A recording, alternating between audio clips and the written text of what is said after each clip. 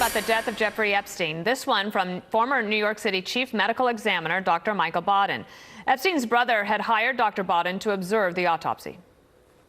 I think that the evidence points toward homicide rather than suicide. Why? Because there are multiple 3 fractures in the hyoid bone, the thyroid cartilage, that are very unusual for suicide and more indicative of strangulation, homicidal strangulation. Hanging does not cause these broken bones, and homicide does.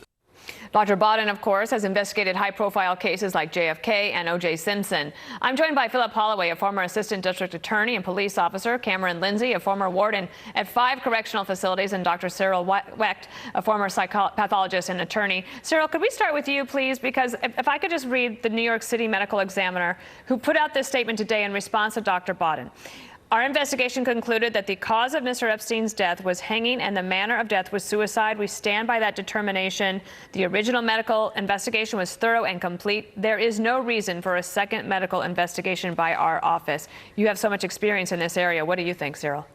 I disagree with that statement from the Chief Medical Examiner of New York, who is a very highly experienced and highly regarded forensic pathologist. However, I should point out that Dr. Sampson was not present at the autopsy. She never saw the body when the autopsy was performed at her office. So she is dealing with things as she came to understand them later on. As a matter of fact, the pathologist who did the autopsy signed it out on that Sunday as pending. I strongly agree with Dr. Baden, who says that there is a fracture of the hyoid bone. I have received the autopsy report and I have reviewed it. That fracture, along with bilateral fractures of the thyroid cartilage, the Adam's apple. I do not recall a suicidal hanging in which you have these kinds of fractures. And there is no evidence at all to suggest that Mr. Epstein leaped from the top bunk. As I understand it, the top bunk was covered with toilet articles and various other personal items, nothing to suggest that he leaped from there. So there is no kind of force or velocity that would have developed as a result of some kind of leaping. No. And then when you correlate this with so many other things, the fact that he was in prison with somebody who's been charged with 4 murders, that suicide watch, which they removed, that the cameras weren't working, all that together, incredible. Okay, so Cameron, if I could have you listen to Dr. Baden on those very issues, on the security problems as he saw it. Take a listen. Extremely unlikely. I've never seen it in 50 years investigating all deaths that occur in prisons in New York State. Never had 2 guards fall asleep at the same time. All the video doesn't work.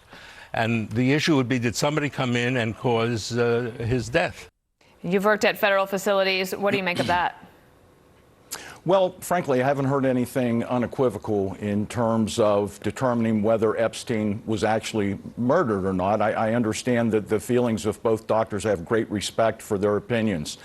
I think it's important for us to make sure that we wait until we see what has been generated by the investigations of the Office of the Inspector General, as well as the Federal Bureau of Investigation, and of course the Federal Bureau of Prisons will be doing an after-action report as well.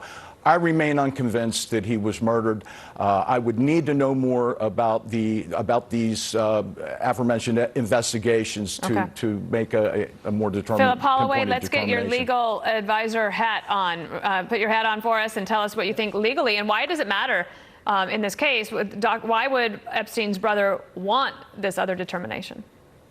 Well, Dana, conspiracy theories are always more fun to think about and to go back and dissect. And I, too, have great respect for Dr. Baden and his opinions. But as Dr. Wecht, I'm sure, would agree, when you have a contest of an issue such as cause and manner of death, it is not at all uncommon for doctors to disagree on cause and manner of death. This is a medical and legal determination. That's why it's not an exact science. There is a subjective aspect to this. It is very important to wait until the FBI completes the entirety of the investigation so all of the pieces of this puzzle can be looked at in its entirety. And then I think we may get a more complete picture. Dr. Baden certainly raises questions that are worth further examination, but we need to wait because there could be things like life insurance issues or the possibility of a civil lawsuit against the Bureau of Prisons moving forward, and this may be the opening salvo in the family's efforts to address those legal matters. Dr. Wecht, maybe one last just quick question to you.